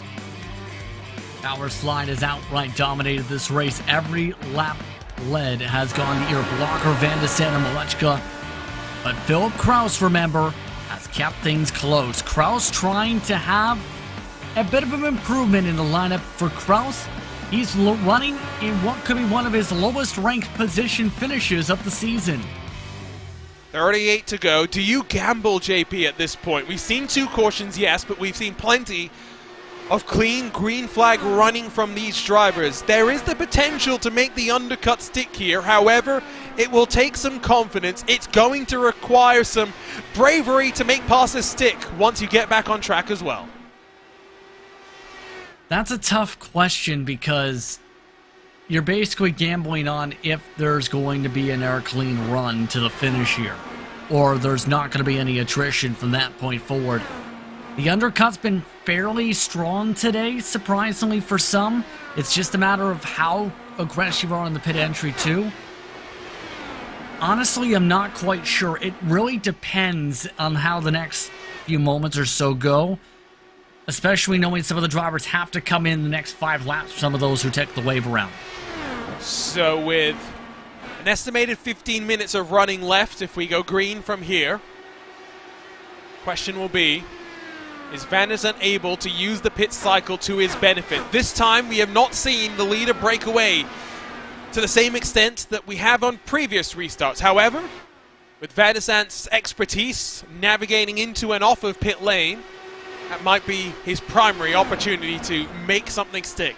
Luis Gonzalez Nunez will be the first to blink for the final time as he brings the 14 to pit road. That was expected. He was already at 42, 43 laps into the stint. For Van der Zandt and Blocker and company, they can go another about 5 to 7 more laps at least. It's going to be down to how this pit entry goes. Van der Zandt, if he nails the pit entry, might be able to find something over Blocker. 34 to go, becomes closer and closer at the line now. 33 as Kinsella and Frazier will battle for 14th and 15th spots after Kinsella struggles in qualifying, got trapped a lap down and has been trying to fight forward since then. Only one car in front of them left on their lap. Stefan Larkamp, 13th, runs directly in front of them. And while Kinsella holds off Frazier for now, here comes Jenkins going on the charge. Plenty of traffic for some of these drivers having to navigate at the moment. Paul Jenkins having to come in the next couple laps. Frazier as well. Matthias Kraus, we haven't talked too much about him since getting some of the track position before. In line for another top 10 finish would be 3 of the past 4 races inside the top 10 if that sticks for the 59. Don't count him out from springing a surprise. Lap 40 of the run for Blocker. 41 for the likes of Marquez and Beard. So, pit window opens in these next couple of laps in terms of drivers running out of fuel. So, they will be forced, they will be required to dive their way to the safety of pit lane for the final time today. How are they going to plan out their strategy? Because the late race cautions have meant that traffic is unlikely to be a major factor through the rest of this race, JP. Even if you came in now, Blocker would find himself, yes, a lap down and 10 seconds back from where he is on track, but by no means is it the same struggles that we were seeing in the middle parts of this race.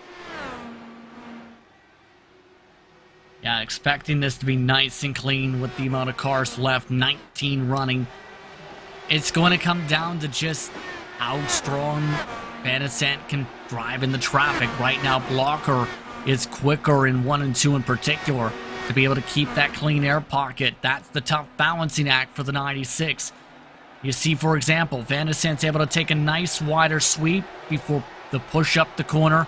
Blocker's been basically hammering it down to the bottom late and having to slide it up nearly to the wall to try and maintain the momentum, losing all that gap by the time the draft builds up down the front straightaway. You can see the pocket of traffic in front as they work to turn 3, but with 28 to go, someone decide it is worth the gamble of coming to pit lane slightly earlier than anyone else. We've talked about the dangers of pit entry. If there was ever a time to be worried about someone spinning as they work their way down to the pit lane limit, surely it would be today. Kinsella has lost a bunch of momentum and now holds off Frazier once more.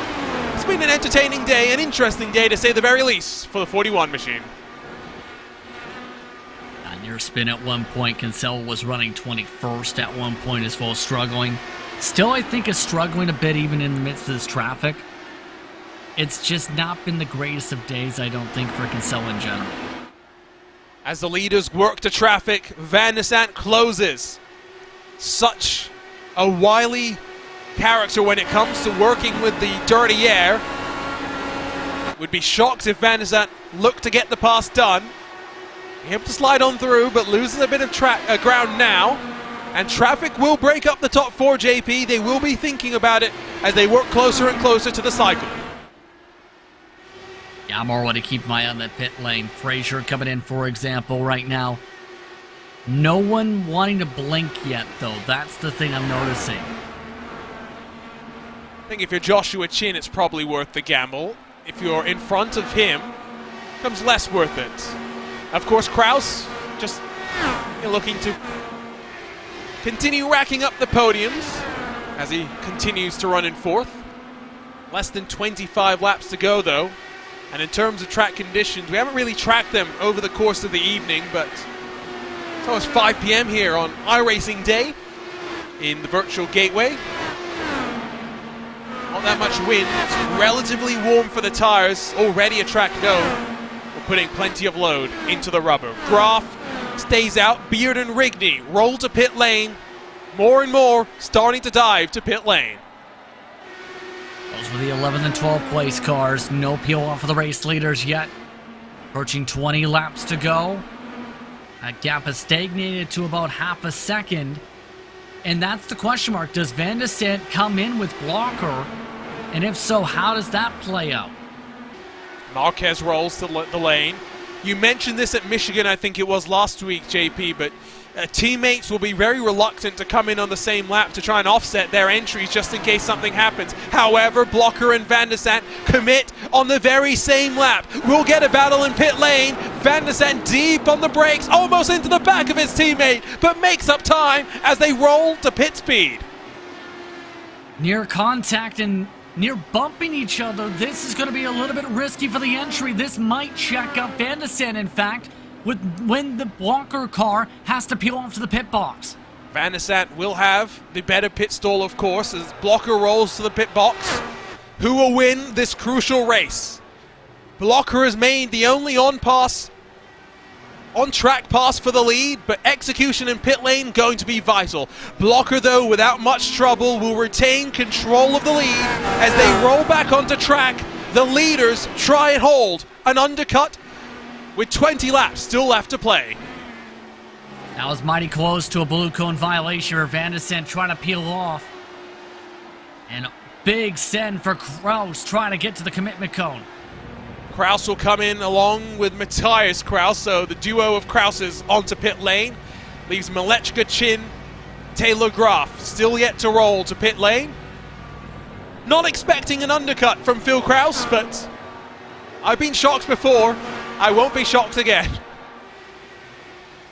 Malechka third trying to stretch with Josh Chin. Check that Malechka third just got to the commitment cone himself. Where are they going to cycle compared to the others who are still separated by 4 car lengths down the front? As Blocker works into one, Kraus still trying to ramp off the access lane. Going to be comfortable for the Power Slide duo to retain control of the race. Now, eyes focus on Malechka III, who enters his box with precision that we've come to know from the 91 machine.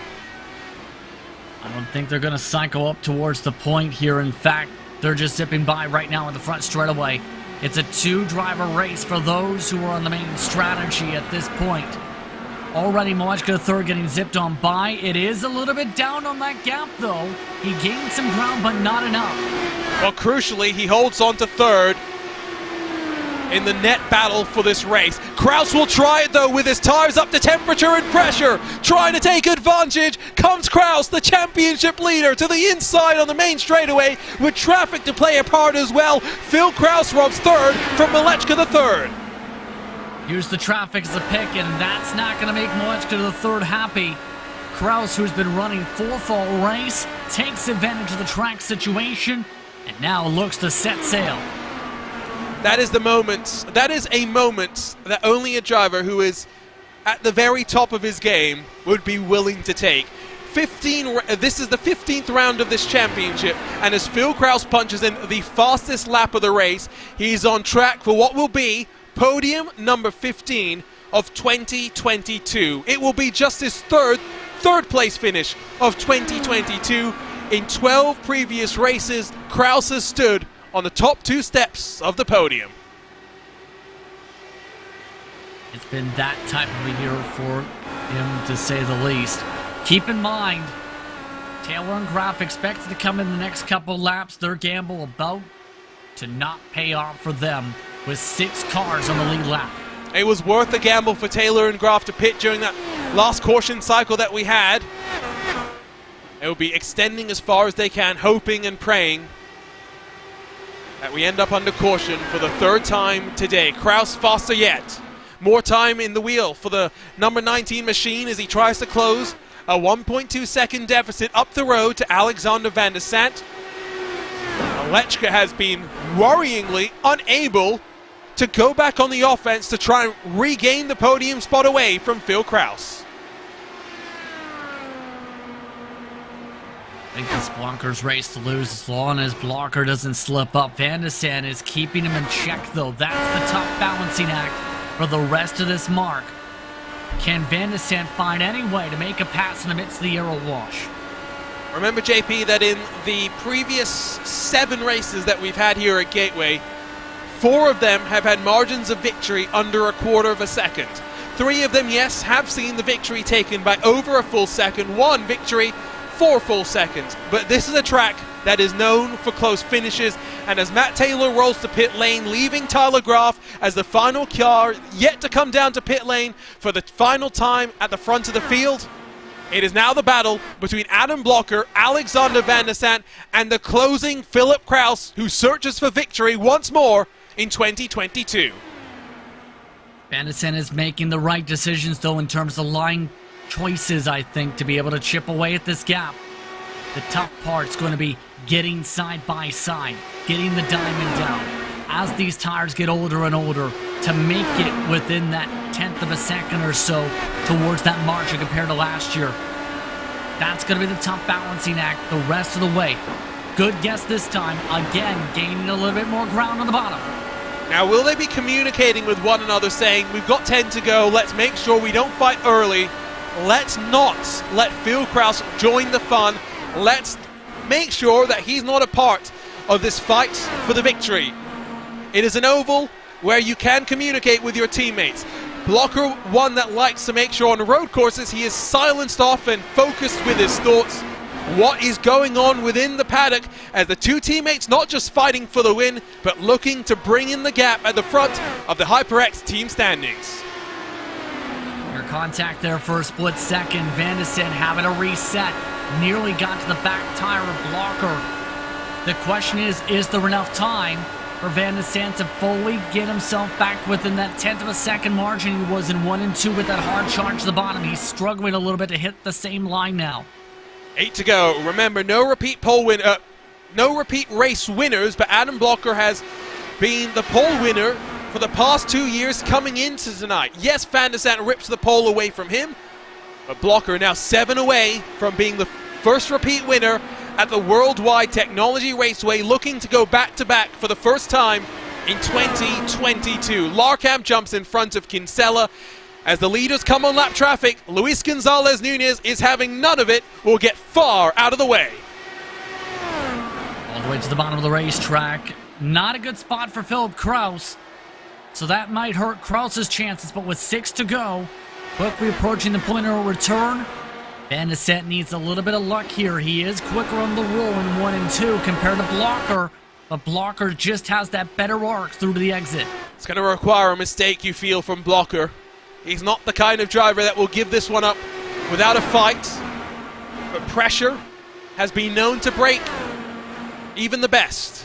5 to go at the line this time by. Phil Kraus continues to close. Van der Sant unable to make any inroads in the battle for the race lead as he dives down low once more. Blocker holds for now. That's about the spot where Van der Sant's had to check up a couple times to avoid contact with Blocker. If Van der Sant's going to try and win this race, he needs to find a way to take away Blocker's line at this point, other than pressurizing the mistake, because he's been able to roll it so much better on entry to Apex. Right there again. Almost contact again, and Van der Sant out of the throttle, loses some ground. Will have to build up his momentum all over again. Is that the moment that saw the race victory go into the pocket of Blocker, or is the fact there is more lap traffic in front of them still going to bring another twist in the tail as we come to 3 laps left to play? I think Van der Sant's got maybe 1 shot. That's about it. It is trying to go a little lower. The slide job through one seems to be the preferred option, but each time he tries, the closer Phil Kraus will get. 3 cars split by under 3.5 tenths of a second. Lap traffic goes up high. We've got a race to go. 2 laps left to go. Van de Sant's a little bit too far back to make the lunge this time. Might have a chance in 1 and 2 on the final lap. That's about it. It comes down to these final moments. With 4 cars breaking away at the front of the field, has Blocker done enough as we come to the white flag in the HyperX 200 at Gateway? Blocker searching for back-to-back victories. Oh, and Van de Sant nearly clocked the wall. That might have been his chance there. It has been the Power Slide show here at Gateway today. Can Phil Kraus wrestle away second from Van de Sant, who is struggling in the closing stages? Second and third both wobbling as they ramp off of 2, but into 3 for the final time. It will be Adam Blocker that leads the field. In a year dominated by Phil Kraus, it is now just the second driver to have won back-to-back races in the Lionheart IndyCar Series. Adam Blocker wins at Gateway. He wins the HyperX 200 at Gateway. It took a lot of work for Blocker to get there, but what a strong run towards the end of this race. As soon as he got the clean air, he was able to just hold on and defend well over Van de Sant. The first time a driver has been able to win multiple times at the Worldwide Technology Raceway, it comes in the form of a driver that has dominated here in the past. Yes, 2022 is the year where the championship will leave the clutches of Adam Blocker, but the rest of the year is open for Blocker to make a statement. The statement was made today with the pass around the outside on his teammate. Adam Blocker roars into HyperX victory lane. And I think this is needed for him momentum-wise for how this season has fared out. Blocker going to be extremely pumped to finally break through yet again this season. His 3rd victory of the season in a while, though. Well, it's been a week. The previous victory, I have to correct myself, it feels so long ago, but Blocker did win at Long Beach as well, so he had already won a couple of races this season. He'll be delighted with victory number 3 this week, but it holds to say that watch out for the Blocker Express. If it's been the Kraus train that has rolled through the first half of the year, it is the Blocker Express that is looking to stamp his authority on the rest of the championship. Well, 160 laps later, just a couple of cautions. What a day it was for Adam Blocker, taking yet another victory in the storied history of his Lionheart IndyCar Series career. It is victory number 35. It's in front of his Powerslide Adrenaline teammate as the 96 car comes across the line in second. A good day overall for Powerslide. Phil Kraus continues the momentum though. A 15th straight podium on the bounce. Malechka in 4th. Matthias Kraus with his 2nd top 5 of the season. His 3rd top 10 in as many weeks. Joshua Chin in 6th with Marquez, Beard, Rigney and Sexton making up the top 10. Joshua Chin, the hardest charger of them all, plus 17 to 6th spot. Matt Taylor finishes the final car on the lead lap with Adam Frazier, Andrew Kinsella, Stefan Larkamp and Joe Branch 1 lap down. Luis Gonzalez, Nunez, Tyler Graf, Matt Houston 2 and 3 laps down respectively. Then the many retirees, Paul Jenkins and Kite Bommersbach, the first 2 that retired from this race, while the likes of Mitchell Riggs, Chris Lanini, Jason Brophy, Connor Harrington, Brian Carey, James Brandt, Adriano Pinheiro, Alex Guyon and Tony Schowen will round out the field of 29. Fastest lap punched in by Philip Kraus as he went on the hunt in those final 15 laps of the race.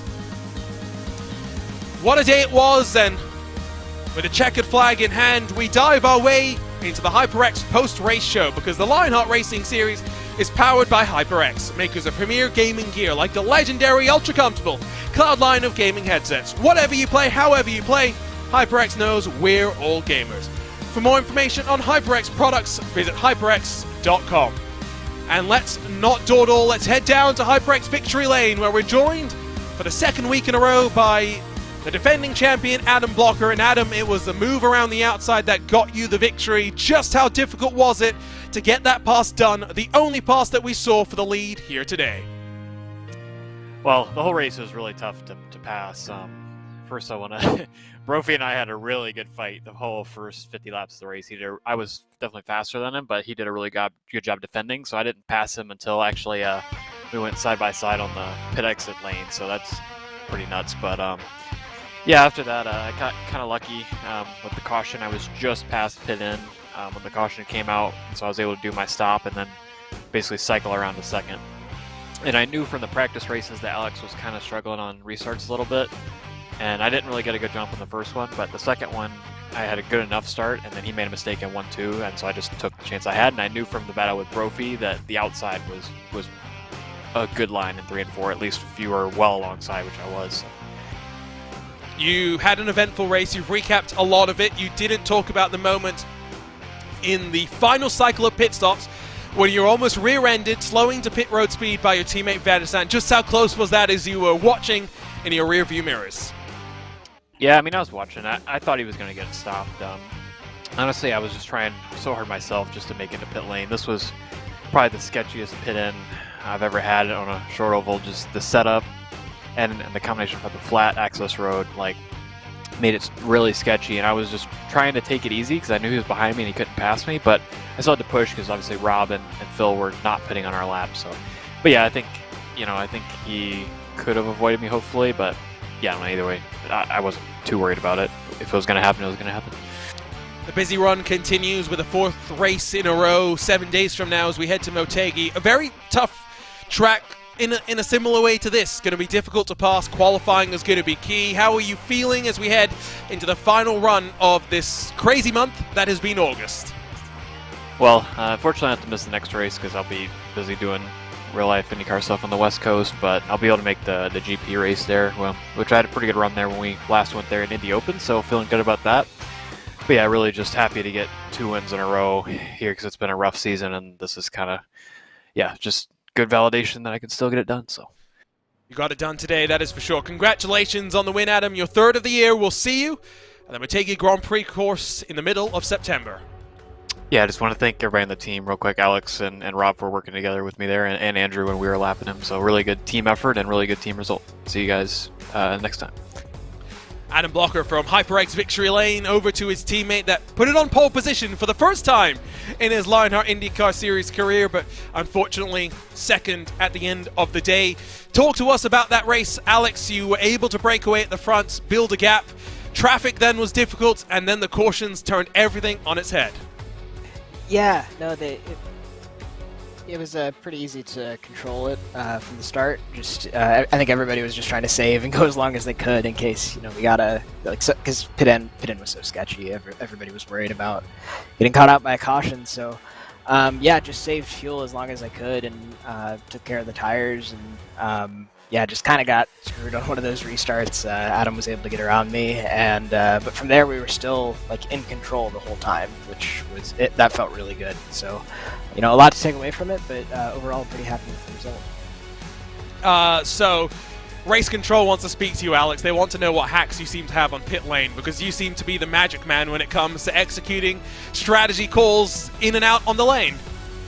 Yeah, I didn't really get to show it off this time, but yeah, it's just something I practice that other people don't, and it's easy to do because you're constantly leaving the pits. So yeah, just it has bit me before, being too fast and then the pit exit's closed at Nashville.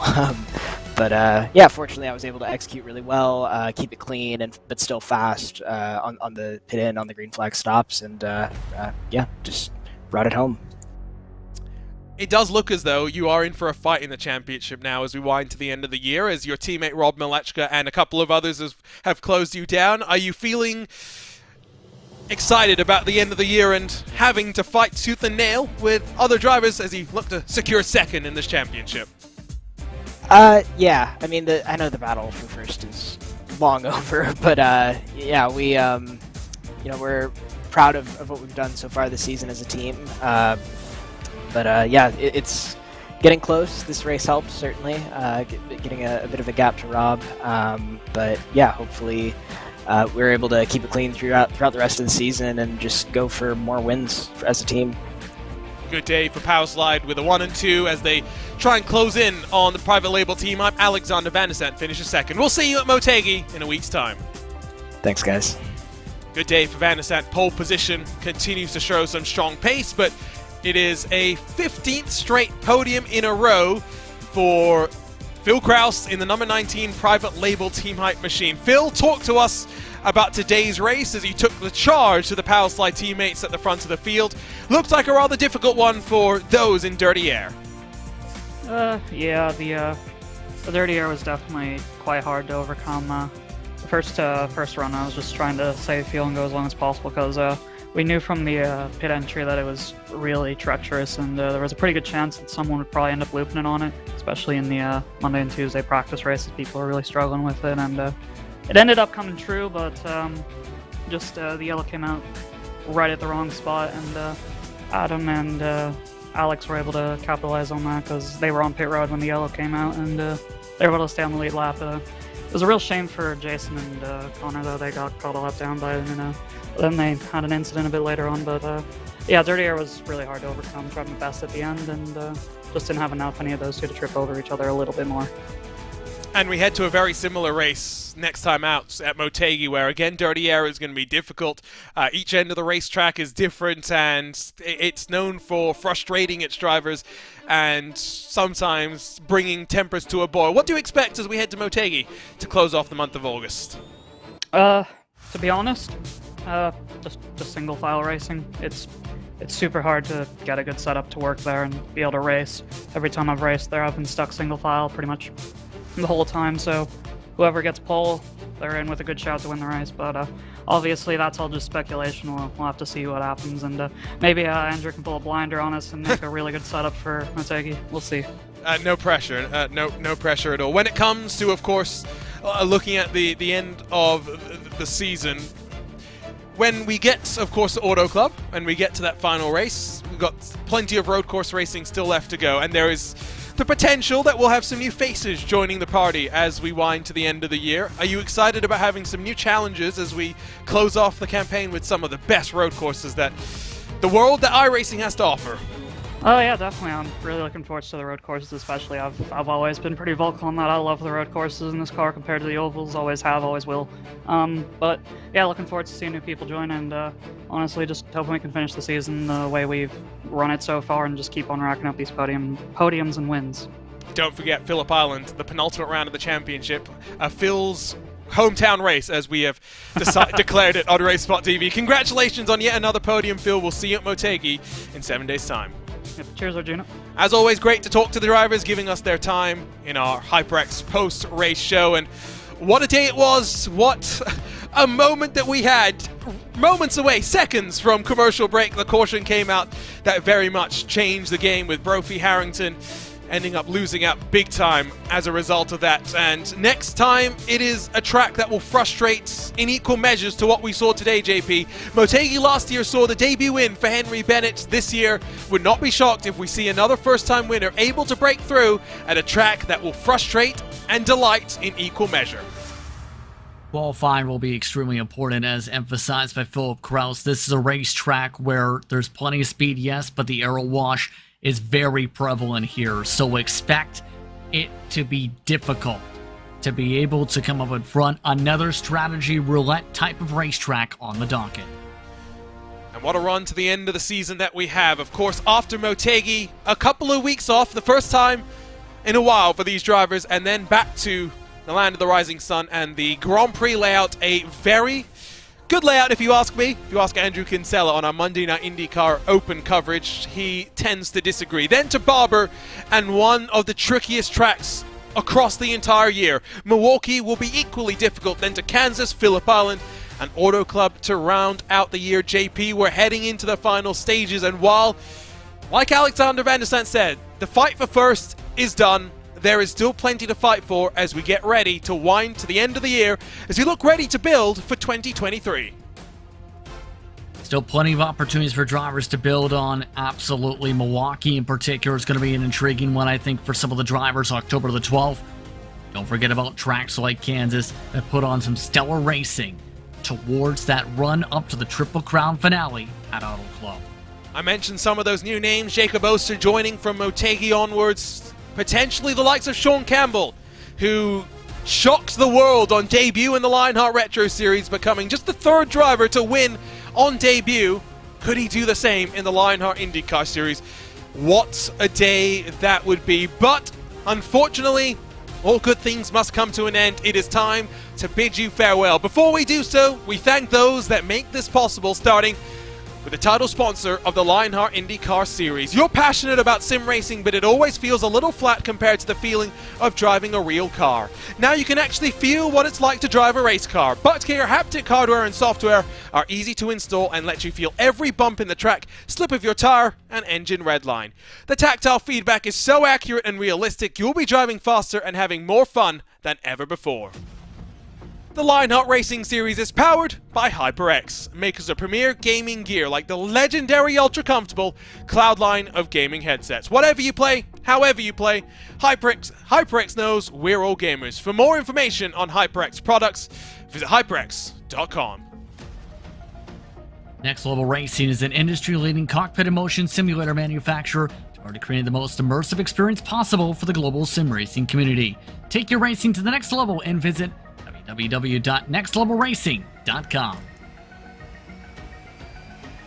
Moser Racing is revolutionizing sim racing with the development of industry-leading hardware and software products like their R9 direct drive wheelbase and GS steering wheel. Featuring zero-delay wireless technology and made from high-end materials, Moser Racing delivers the precision you need to reach victory lane. Gomez Sim Industries are makers of high-end esports equipment and controls, precision built using nothing but the best materials available today. Passion and handmade craftsmanship drive each made-to-build order build, creating a driving experience like no other. Visit GomezSimIndustries.com. It's not just them, but so many more that make this all possible. To learn about the partners of the Lionheart Racing Series or the 3 competitions the sanctioning body puts on, head to LionheartRacingSeries.com. And of course, don't forget to head to social media, where you can stay up to date on all the latest comings and goings within the virtual paddock, within the world of the Lionheart Racing Series. And what a day it was. What a tumultuous day for some. A delightful day for others. Adam Blocker roars to HyperX victory lane once more and continues to set history. Today, the first driver to win multiple times at the Worldwide Technology Raceway. The busy month of August continues for the stars of the Lionheart IndyCar Series presented by Buttkicker, as 7 days from today they get ready to do it all over again in the land of the rising sun for the HyperX Twin Ring 200. Of course, next week is all about Motegi, though, as the Lionheart Speedway Series presented by Moser Racing will get the week underway with the Moser Racing Twin Ring 200, a double-header of delightful action of IndyCar racing from the Motegi Speedway. You can catch it exclusively on RaceSpotTV and on ESTV. On behalf of the team behind us at RaceSpotTV, for Justin Prince and myself, Arjuna Kankipati, delighted to share your company this Wednesday evening. We'll see you next week from Motegi to kick off the doubleheader. For now, though, we congratulate Adam Blocker and we bow down to the inevitability of Philip Kraus, a 15th podium in a row, as Adam Blocker takes victory number 3 of the season. We'll see you next week. For now, so long and goodbye.